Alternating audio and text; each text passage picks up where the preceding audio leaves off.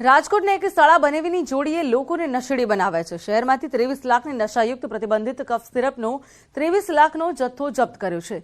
પોલીસે 13,338 બોટલ સાથે મિતેશ પરી, રાજેશ પરી ગોસાઈ નામના આરોપીને પકડ્યો છે, જ્યારે આરોપી રાજેશના બનેવી સમીર ગોસ્વામીની શોધખોળ ચાલુ છે। આરોપી સમીર સામે અગાઉ પણ સાણંદમાં એનડીપીએસ એક્ટ હેઠળ ગુનો નોંધાઈ ચૂક્યો છે।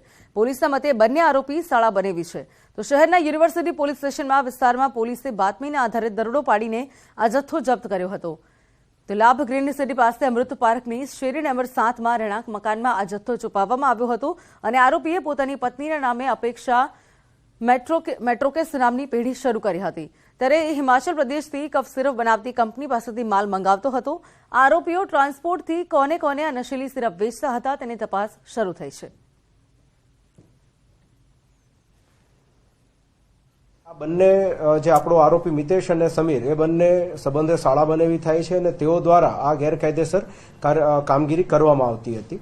સમીર ગોસ્વામી વિરુદ્ધ અગાઉ પણ સાણંદ પોલીસ સ્ટેશનની અંદર ગુનો દાખલ થયેલો છે, જેમાં તેને પકડવાનો બાકી છે। હાલ અમે જે ટ્રાન્સપોર્ટ દ્વારા વિવિધ જગ્યાએ જે જથ્થો સપ્લાય કરેલો છે તેની તપાસ કરી રહ્યા છીએ અને જેને પણ સપ્લાય કર્યું હશે તેના વિરુદ્ધ પણ આગળ જતા કાયદેસર કાર્યવાહી કરીશું। તો વલસાડના કપરાડાના દીક્ષલ ગામ નજીક નાસિક હાઈવે પર ખાનગી બસ પટલી હતી।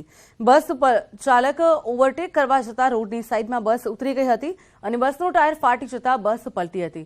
તો બસ પલટી જતા 10 જેટલા મુસાફરોને ઈજા પણ પહોંચી છે, જ્યારે એકનું કરુણ મોત નીપજ્યું છે। ખાનગી બસ અમદાવાદથી ઔરંગાબાદ જઈ રહી હતી તે દરમિયાન દીક્ષલ ગામ પાસે અકસ્માત સર્જાયો હતો। તમામ ઘાયલોને હોસ્પિટલ સારવાર અર્થે ખસેડવામાં આવ્યા હતા, જ્યારે સમગ્ર મામલે પોલીસે વધુ તપાસ હાથ ધરી છે। વડોદરામાં આંગડિયા પેઢીના કર્મચારી પાસેથી 2,35 લાખની ચોરીના કેસમાં એલસીબીએ 2 વર્ષથી ફરાર વોન્ટેડ આરોપીની ધરપકડ કરી।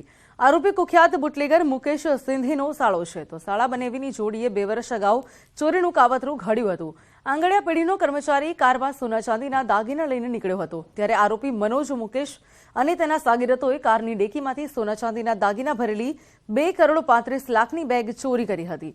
આરોપી મુકેશ પરમાર 2 વર્ષથી વોન્ટેડ હતો અને પોલીસથી બચવા ભાવનગર, અમદાવાદ સહિત અન્ય શહેરોમાં છુપાઈને રહેતો હતો। તેની વિરુદ્ધ કોર્ટે ધરપકડ વોરંટ પણ જાહેર કર્યું હતું। અમદાવાદ એલસીબીએ વોન્ટેડ આરોપીને ઝડપી લીધો છે। અમદાવાદ એલસીબીએ ચોરીના કેસમાં પકડેલા આરોપી મુકેશ પરમારની ધરપકડ કરી વડોદરા પોલીસે સોંપવાની કાર્યવાહી હાથ ધરી। તો આરોપીની પૂછપરછમાં અન્ય ગુનાઓના ભેદ પણ ઉકેલાઈ શકે છે। ગુજરાતના શહેરોમાં જે આંગણિયા વાટે એ મોકલતો હતો, એમાં કલેક્ટ કરવાની કામગીરી મનોજ ઉર્ફે મનોજ પરમાર, જે મનોજ સિંધીનો સાળો છે, એ કરતો હતો। અને અમદાવાદ પોલીસ ઝોન 4ની પોલીસ પાસે બાતમી હતી કે આ વ્યક્તિ ભાવનગરથી પોતે આજે આ રીતે સદાનગર પોલીસ સ્ટેશનના વિસ્તારમાં આવી રહ્યો છે, જેના આધારે અમે એને પકડી લીધેલ છે। તો અંબાજી મંદિરમાં ફરી મોહનથાળનો પ્રસાદ શરૂ કરાતા માઈ ભક્તોમાં અનેરો આનંદ જોવા મળી રહ્યો છે, ત્યારે અંબાજી મંદિરમાં રાજવી પરિવાર દ્વારા ધ્વજારોહણ કરવામાં આવ્યું। રાજવી પરિવાર દ્વારા ચાંદીના થાળમાં મા અંબાના ચરણોમાં મોહનથાળ ધરાવ્યો હતો અને ધ્વજારોહણ કર્યું હતું। બોલ મારી અંબેના નાદ સાથે મોટી સંખ્યામાં માઈ ભક્તો જોડાયા હતા। ચાચર ચોકમાં ભક્તોએ ગરબા પણ રમ્યા હતા। आज जब सरकार द्वारा ये निर्णय लिया गया, मोहनथाल की प्रथा को वापस चालू किया गया, तब अंबाजी के ग्रामजन एवं दाता राज परिवार के सदस्यों द्वारा आज माँ को मोहनथाल का भोग कराया गया एवं माँ के शिखर पर ध्वजा चढ़ाई गई। તો આ સાથે હાલ બુલેટિનમાં બસ આટલું। વધુ સમાચારની અપડેટ માટે આપ જોતા રહો ન્યૂઝ 18 ગુજરાતી। નમસ્કાર।